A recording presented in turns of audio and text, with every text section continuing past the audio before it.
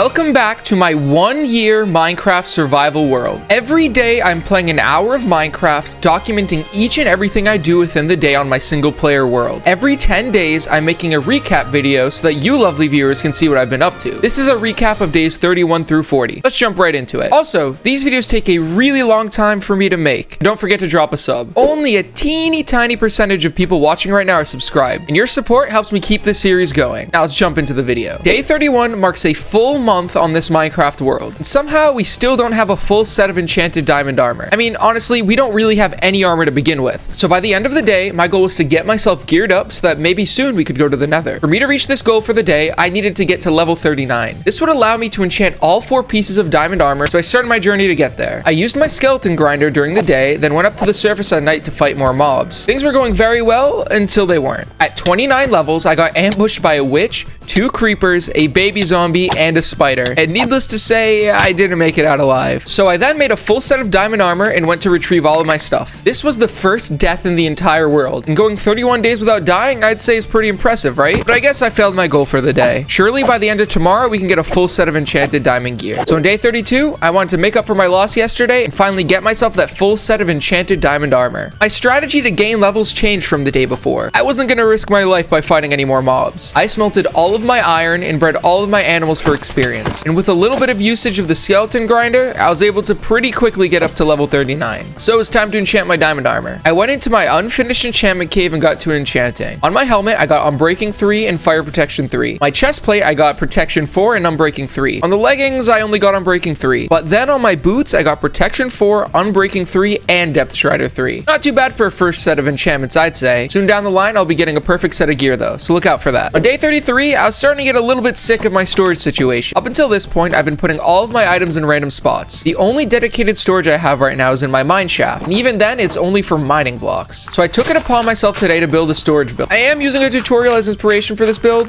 There will be a link in the description. But I think this storage building is going to be pretty cute. It's up on the hill by my house, on the same pathway as the windmill. This building is going to have space for a huge variety of items. Honestly, pretty much any type of block I will ever need. The build also fits the theme for my base very well, using wood and cobblestone as the main blocks. I started getting my storage system together, but I ran out of time to get all the blocks. So that was it for day 33. On day 34, I wanted to get some quality of life decorations going around the base. The first thing I did was organize all of the chests in the storage building. On the left side, I have mostly stone blocks and things like that. Then on the right, I have my woods. After that, I built a pathway up the hill towards the storage room. Everything looks super good. I also decided to connect the storage pathway to the windmill pathway. I think I want to put something small right in the middle, but I'm not sure what yet. Everything around the base is looking super nice. I'm excited to get even more builds in here. That was it for day 34. On day 35, I felt like I had the inspiration to start finishing up the enchantment cave. If you recall last time, I was taking a while to get this project done and I needed a little bit of a break, but I felt refreshed and ready to get this project wrapped up. The first thing I did was go down to the mines and grab deep slate to decorate the area going down to the ground. I'm gonna make a fog effect beneath the bridge, so I need to start on getting purple glass and concrete. So I went off and dug a ton of sand and gravel. I didn't realize the amount of materials that this part of the build would take, but with today out of the way, I've gotten almost enough materials to where I think that the project will be done tomorrow. So at the beginning of day 36, I got right to it. This project has taken the most time out of anything else on this world. The multiple days dedicated to just working on the inside of this area. Although I did realize I made a huge mistake yesterday. I wasted most of my day yesterday mining deep slate and bringing the walls down to the bottom. In reality, I didn't have to do this at all. See, for me to make the fog effect, I needed the walls to be purple concrete, so I wasted a ton of time with the deep slate walls. But I started off the day by adding a layer of torches on the ground and put a layer of purple carpet on top. The next thing I did was bring the purple concrete all the way to the top, breaking the deep slate as it went up. But that covered the entirety of day 36. Once again, I took another L, and I wasn't able to finish my project for today. But on day 37,